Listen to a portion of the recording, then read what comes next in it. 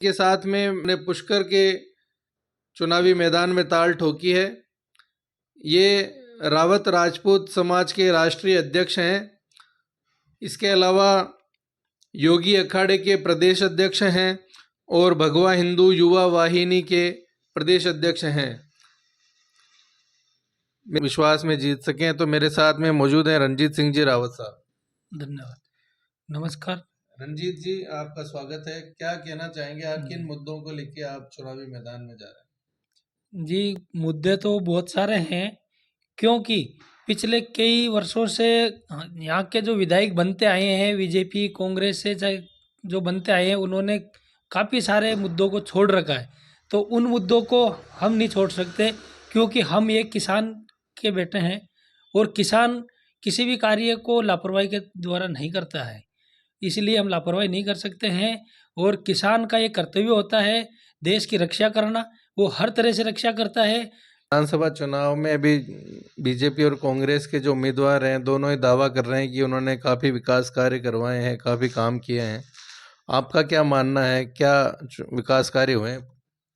मैं आपके माध्यम से सारी जनता को बताना चाहता हूँ, और आप यहाँ के पुष्कर के लोकल हैं, आपको भी अच्छी तरह से मालूम है कि हमारे पुष्कर की रोडें तो अभी चुनाव के 1 महीने पहले तैयार हुई थी, और लोगों को दिखाने के लिए कि भाई मैं विकास करा रहा हूँ तो मेरे को वोट दो। क्या उससे पहले क्या रोडें थी, ये बताओ। पुष्कर के चारों तरफ रोडें फूटी हुई।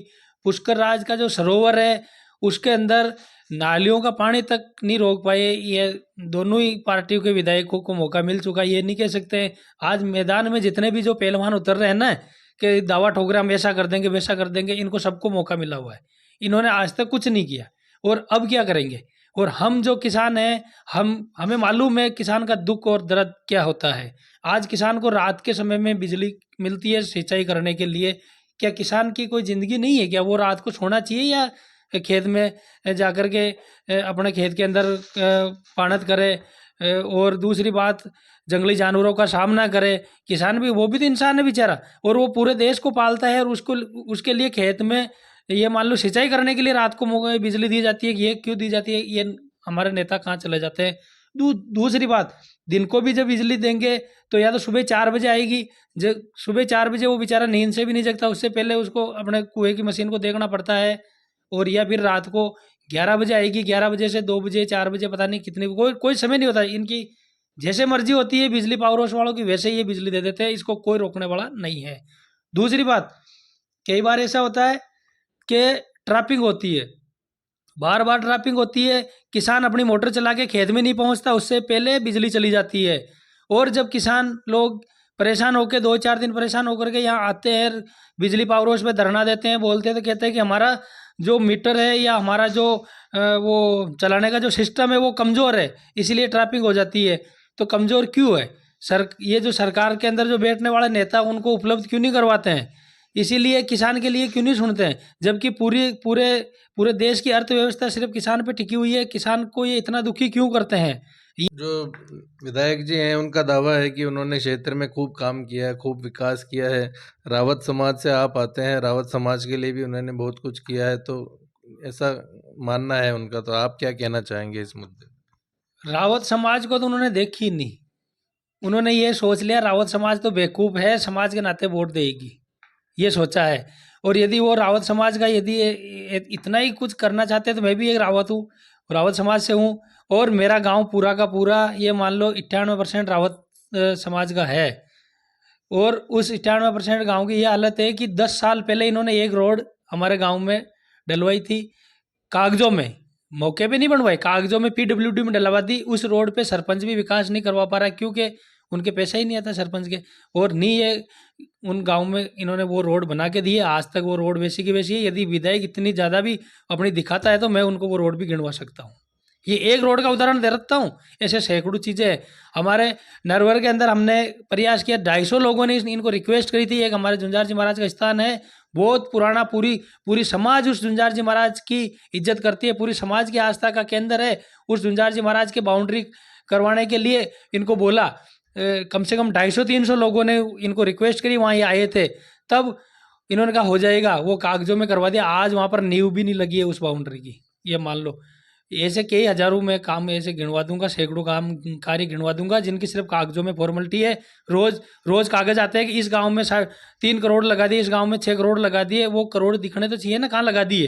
तो क्या केवल समाज के नाम को यूज किया जा रहा है वोट लेने के लिए? इस व्यक्ति ने समाज को बदनाम किया है कि समाज का नाम लेकर के समाज को बदनाम किया है कि इस समाज का व्यक्ति आया जो कि उसने कुछ नहीं करवाया। क्षेत्र में जाते ही यही सुनने को मिलता है। ये आप भी चुनाव मैदान में हैं रंजीत जी, क्या जनता को मैसेज देना चाहेंगे आप? क्या आपके वादे हैं, क्या करना चाहते हैं, क्या मन में उम्मीदें हैं? मेरे वादे यही है कि सबसे पहले जो हमारे जो समस्या है पूरे क्षेत्र के अंदर, एक तो रोडों की समस्या है, एक पानी की समस्या है। जो विशलपुर का पानी भी सही समय से नहीं आ रहा है, कई गांवों में गया नहीं, और कहते हैं कि भाई निःशुल्क नल कनेक्शन दिया जाता है। कई जगह ग्राम पंचायतों में रसीदें छपवा करके पैसे भी लिए जा रहे हैं, पैसे भी लोग दे रहे हैं, फिर भी उनको पानी सही ढंग से कई जगह नहीं पहुंचा। कई जगह ऐसे है कि जो विशलपुर पानी को स्टोर करने के लिए जो गाँव में जो टंकियाँ बनाई जा रही है उसमें पानी भी नहीं गया, उससे पहले वो टंकियाँ टूट के नीचे पड़ने की स्थिति में, वो भी मैं गिनवा सकता हूँ, ये मान लो। तो इसीलिए क्षेत्र पूरा दुखी है, हर चीज़ से दुखी है, विकास से दुखी है, रोडों से दुखी है, धार्मिक नगरी का सही विकास नहीं होने के कारण वैसे दुखी है, किसान दुखी है। और कभी किसान ये मान लो कि कई बार गांव में रात को आपातकालीन हो जाती है, और जब वहाँ एक समस्या के घड़ी के अंदर जब हॉस्पिटल में जाना होता है, तब पहले तो वो रोडें फूटी हुई होती है, वहाँ जाने के बाद हॉस्पिटल में कई बार वहाँ इमरजेंसी में डॉक्टर भी नहीं मिल पाते हैं, और कई बार डॉक्टर के हमारा तो समय हो गया, समय से पहले उठ जाते हैं। लेकिन हमारे जो जनप्रतिनिधि है वो आकर के उस चीज़ों को देख के जब मालूम चले ना, वो तो आम लोगों को दर्द है कि भाई कि ये क्या हो रहा है। और पुष्कर में आपने देखा होगा ये अपना हॉस्पिटल की राजनीति 5 साल से चल रही है, यहाँ बने वहाँ बने यहाँ बने, कुछ नहीं बना ना अभी तक, बना क्या? तो इसीलिए ये सिर्फ राजनीति चलती है, कागजों में चलता है, धरातल पे कुछ होता नहीं है। हम धरातल पे करेंगे। मैंने समाज में भी रह करके, आज मैं राष्ट्रीय अध्यक्ष, नाम का राष्ट्रीय अध्यक्ष नहीं हूँ, नरवर से लेकर के दिवेर तक पूरी समाज मेरे को चाहती है, हर महासभा मेरी इज्जत करती है। और क्यों करती है कि क्यों हम धरातल पे उतर के समाज के लिए भी लड़ते हैं। तो समाज के लिए लड़ने का मेरे को मौका मिला तो मैं समाज के लिए भी लड़ा, अब मेरे को क्षेत्र के लिए लड़ने का मौका मिलेगा तो मैं क्षेत्र के लिए भी लड़ूंगा। मेरे को घर पे कुछ नहीं ले जाना, मेरे को पैसों से प्रीत रही नहीं है, मेरे को कुछ नहीं चाहिए, विकास का 1 रुपया भी मेरे को नहीं चाहिए। मैं 100% विकास का पैसा विकास में लगाऊंगा, और अब मेरे क्षेत्र को बिल्कुल सुंदर बनाने की प्रक्रिया में हूँ।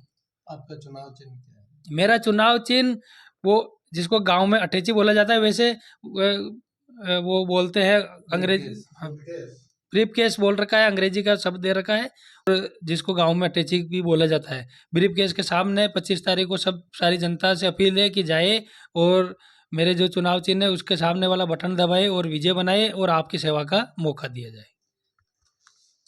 तो ये थे राजपूत रावत समाज के राष्ट्रीय अध्यक्ष रणजीत सिंह रावत साहब, जिनका मानना है कि क्षेत्र में विकास नहीं हुआ है, और यदि जनता इन्हें मौका देती है तो ये सारी परिस्थितियों को बदलकर एक नया इतिहास लिखने के लिए तैयार हैं। Rakesh Bhatt, power of nation.